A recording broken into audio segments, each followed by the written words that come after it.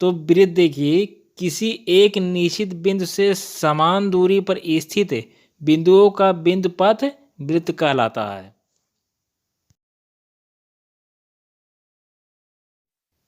वृत्त के निम्नलिखित भाग होते हैं, जैसे कि वृत्त का केंद्र, चाप, परिध, अर्धवृत्त, जीवा, व्यास, त्रिज्या।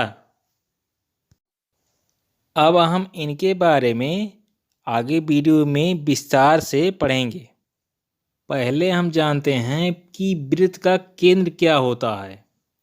तो देखिए किसी एक निश्चित बिंदु से समान दूरी पर स्थित बिंदुओं का बिंदु पथ वृत्त कहलाता है, जो कि हम वीडियो में पढ़ चुके हैं।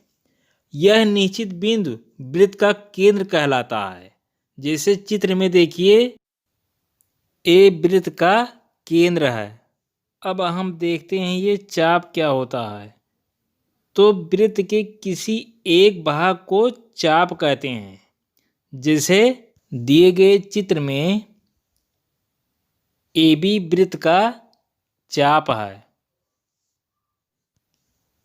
अब हम देखते हैं कि वृत्त का परिध क्या होता है। तो केंद्र से समान दूरी पर स्थित बिंदुओं को मिलाने पर जो आकृति बनती है उसे परिध कहते हैं। जैसे दी गई चित्र में देखिए वृत्त ए के केंद्र से समान दूरी पर स्थित बिंदुओं को हम मिला दिए हैं, तो वृत्त बी इस प्रकार बनता है।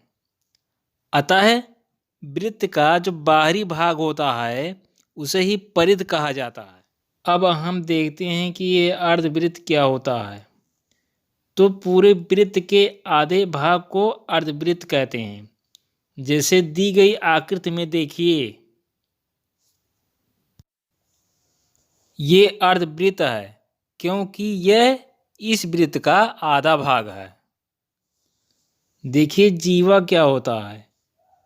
तो किसी वृत्त की जीवा वह सरल रेखा है जिसके दोनों सिरे उस वृत्त की परिध पर स्थित हो। जैसे दी गई आकृति में देखिए AB वृत्त की जीवा है, क्योंकि AB रेखा का जो बाहरी सिरा है वह परिध पर स्थित है। अब हम देखते हैं कि व्यास क्या होता है। तो वृत्त के केंद्र से होकर जाने वाली रेखा को व्यास कहते हैं, या सबसे बड़ी जीवा को व्यास कहते हैं।